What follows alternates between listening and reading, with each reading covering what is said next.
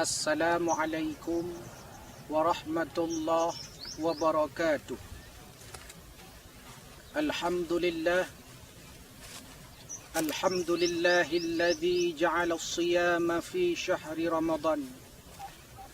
Syahru Ramadan alladzi unzila fihi al-Qur'an. Hudan lin-nasi wa bayyinatin minal huda wal furqan. أشهد أن لا إله إلا الله وحده لا شريك له وأشهد أن محمدا عبده ورسوله لا نبي بعده سبحانك لا علم لنا إلا ما علمتنا إنك أنت العليم الحكيم ربنا زدنا علما وارزقنا فهما Amin ya Rabbal Alamin. Sahabat Muslim yang dimuliakan Allah, segenap syukur kita persembahkan kepada Allah, Zat yang terus-menerus memberikan nikmat kepada kita. Teriring selawat dan salam kepada junjungan kita bersama Nabi besar Muhammad sallallahu alaihi wasallam, referensi, teladan, uswatun hasanah bagi kita sekalian. Sahabat Muslim yang dimuliakan Allah, Ramadan merupakan satu bulan yang dirindu-rindukan oleh manusia mukmin. Satu bulan yang sangat dielu-elukan oleh manusia beriman. Karena Ramadan ini ingin mengajarkan kita agar kita peka dan peduli kepada sesama. Ramadan hendak mengajarkan kita agar kita punya sikap filantropi, mau membantu sahabat, mau membantu tetangga, mau membantu keluarga dan manusia muslim dan manusia yang itu merupakan makhluk Allah subhanahu wa ta'ala. Karena itu Islam selalu mengajarkan kita agar kita menjadi hamba Allah yang bukan hanya sekedar bermanfaat bagi diri pribadi, tapi juga bermanfaat bagi sesama, bermanfaat bagi seluruh manusia, bahkan bermanfaat bagi alam ini.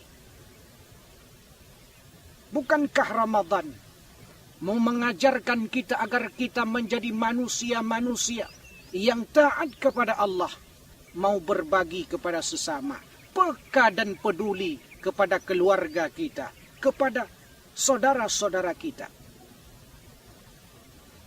Jika Ramadan tidak mampu mendidik kita menjadi pribadi yang taat, pribadi yang patuh kepada Allah, pribadi yang membantu kepada sesama, peka dan peduli kepada penderitaan saudara kita, mau di bulan apa lagi kita mau mendidik pribadi kita ini agar menjadi pribadi-pribadi yang bertakwa. Ramadan juga mau mengajarkan kita agar kita mampu mengendalikan nafsu kita. Agar kita mampu mengendalikan nafsu, bukan nafsu yang mengendalikan kita. Untuk mengekang hawa nafsu, bukan malah memperturutkan hawa nafsu. Jangan sampai terjadi seperti pada saat nafsu itu diciptakan. Ketika akal diciptakan, nafsu diciptakan, Allah bertanya kepada akal, "Hai akal, siapa aku dan siapa engkau?" Akal dengan tegas menjawab, "Engkau Tuhanku, aku hambamu ya Allah." Tapi tatkala Allah bertanya kepada nafsu, "Hai nafsu, siapa aku dan siapa engkau?" Nafsu menjawab, "Aku, engkau." Dibakar, diazab di dalam neraka ribuan tahun, diangkat kembali oleh Allah. Lalu ditanya lagi, "Hai nafsu, siapa aku dan siapa engkau?" Nafsu masih menjawab, "Aku, engkau." Disiksa lagi di neraka ribuan tahun, diangkat kembali, ditanya lagi oleh Allah, "Hai nafsu, siapa aku dan siapa engkau?" Nafsu pun masih menjawab, aku, engkau. Lalu nafsu tidak diberi makan minum sebulan. Sehingga nafsu terlihat lemah, tertatih-tatih, berada di pojokan, tidak bisa bergerak. Lalu Allah bertanya kepadanya, hai nafsu, siapa aku dan siapa engkau? Saat itu nafsu baru menjawab, aku hambamu ya Allah dan engkau Tuhanku. Ramadan ingin mengajarkan kita agar kita mampu mengendalikan hawa nafsu, bukan memperturutkan hawa nafsu. Agar kita menjadi pribadi-pribadi yang qanaah, bersyukur atas apa yang diberikan Allah, merasa cukup atas pemberian Allah. Rizki yang sudah ada, alhamdulillah. Profesi yang sudah ada, alhamdulillah. Jabatan yang sudah kita duduki, alhamdulillah. Terima apapun yang diberikan Allah sebagai bagian daripada takdir. Beriman kepada takdir Allah subhanahu wa ta'ala. Sahabat muslim yang dimuliakan Allah, ini penting kita pahami bersama. Jangan sampai kita menjadi orang-orang yang serakah, orang-orang yang tidak puas, orang-orang yang tidak menerima, tidak puas terhadap nikmat yang diberikan Allah. Orang seperti ini secara psikologis dia suka mengeluh. Kata Al-Quran, innal insana khuliqa halu'a idza massahu syarru jazua. Ada manusia-manusia yang pekerjaannya mengeluh. Sebelum punya pekerjaan dia mengeluh. Belum punya pekerjaan, setelah dapat pekerjaan dia mengeluh. Terlalu banyak pekerjaan yang dikerjakan. Ketika masih honor, dia mengeluh karena masih honor. Ketika diangkat menjadi pegawai tetap, dia juga mengeluh karena baru tetap, belum jadi pegawai negeri. Terus manusia ini mengeluh terus-menerus disebabkan karena serakah. Keserakahan inilah yang paling berbahaya di dunia ini. Maka tokoh kemanusiaan, Mahatma Gandhi namanya, beliau pernah mengatakan, bumi ini mampu memberikan kebutuhan seluruh makhluk. Bumi mampu memenuhi kebutuhan seluruh makhluk. Tapi bumi tidak akan mampu memenuhi kebutuhan satu orang yang serakah. Karena orang serakah, dia tidak akan pernah cukup.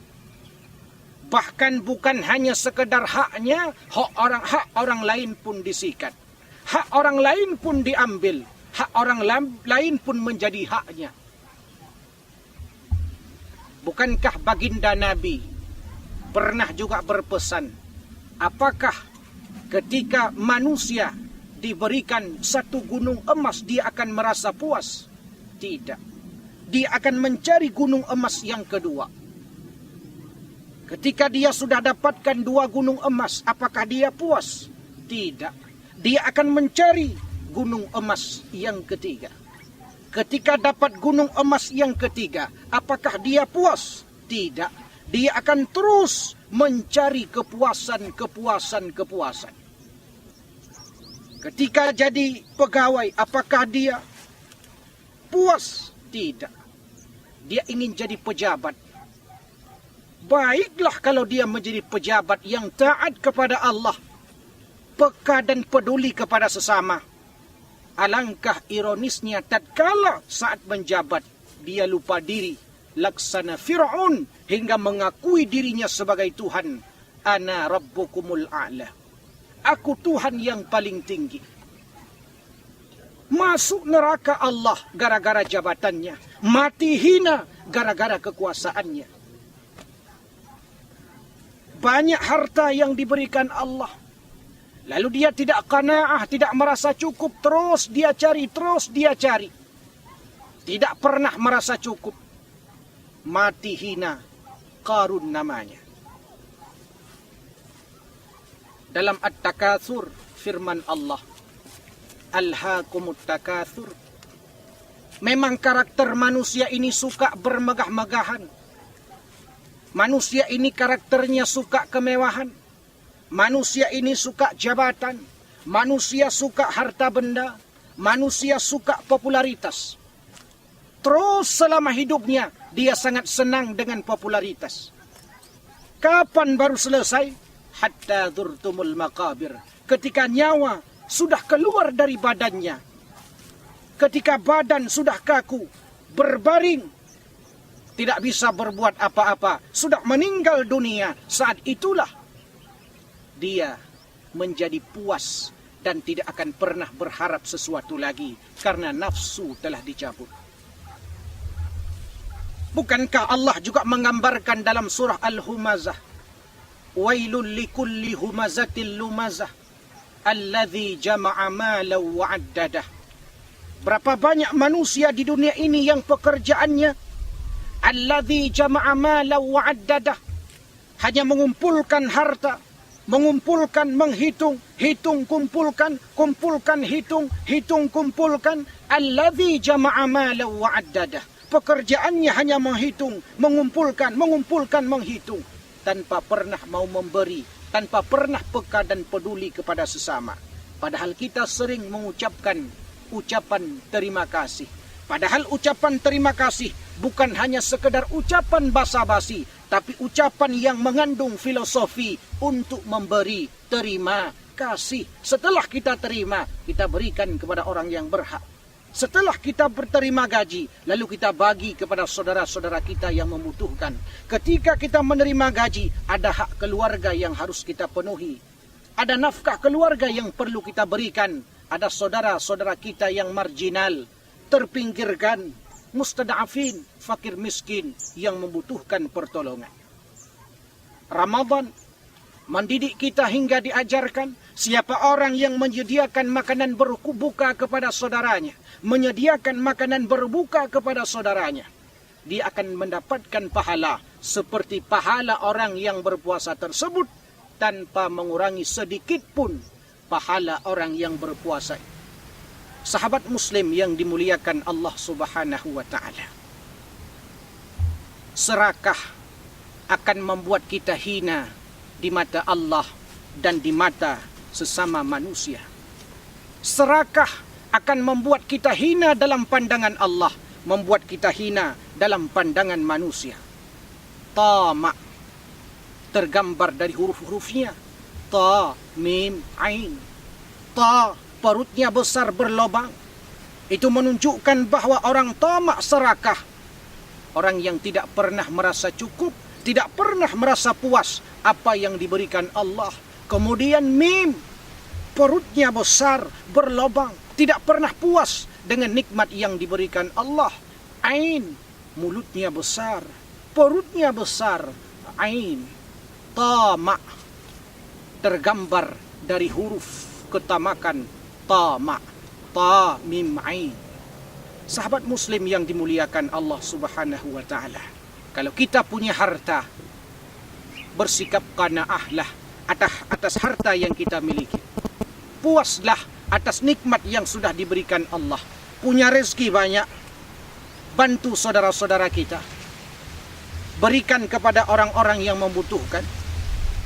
Punya jabatan, gunakan jabatan untuk menolong orang lain, bukan untuk menginjak-injak orang lain. Punya jabatan, bantu sesama, bukan malah menzalimi saudara-saudara kita. Maka tanggung jawab kita bersama, sebuah refleksi dari setiap Ramadan, agar kita menjadi orang-orang yang qanaah, merasa cukup atas nikmat yang Allah berikan kepada kita. Merasa cukup atas nikmat yang diberikan Allah kepada kita, lalu menghilangkan sikap serakah, tamak, loba. Karena serakah, tamak, loba merupakan sifat bahimiyah, merupakan sifat hewani yang layak dimiliki oleh binatang. Serakah hanya sifat yang layak dimiliki oleh sapi, hanya layak dimiliki oleh binatang-binatang buas seperti harimau. Manusia terlalu hina untuk menyandang predikat serakah, untuk menyandang predikat loba, untuk menyandang predikat tamak. Itu karakteristik bahimiyah, karakteristik hewani. Maka setiap Ramadan mudah-mudahan kita terus menjadi orang-orang yang peka dan peduli kepada sesama, punya semangat filantropi untuk membantu saudara kita. Lalu kita hilangkan sifat serakah, tamak, loba, hingga menjadi pribadi-pribadi yang bertakwa di hadapan Allah Subhanahu wa taala. Inilah yang dapat saya sampaikan. InsyaAllah bertemu di lain kesempatan. Hadanallahu wa iyyakum ajma'in. Wassalamualaikum warahmatullahi wabarakatuh.